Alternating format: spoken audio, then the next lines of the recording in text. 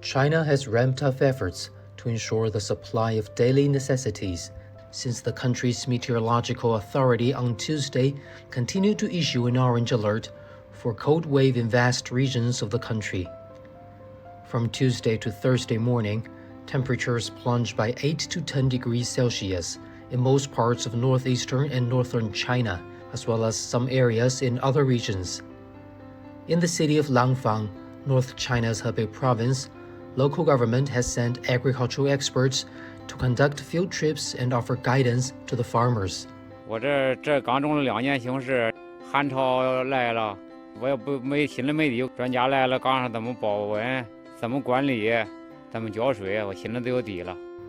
In Jiashan County, East China's Zhejiang province, local energy companies have also made efforts to ensure stable power supply for the greenhouses. 我们基地的蔬菜的培育，这一个受温度和湿度的一个因素的影响很大。我们的大棚的保温灌溉呢，和这些自然的一个电力跟电力的有很大的关系。可以说，稳定的可靠的电力供应是蔬菜的生长必要的条件。根据我们这次寒潮的具体情况，我们制定了工作方案和应急预案，以这个点对点的跟踪服务的形式，对我们种植大户进行了上门服务，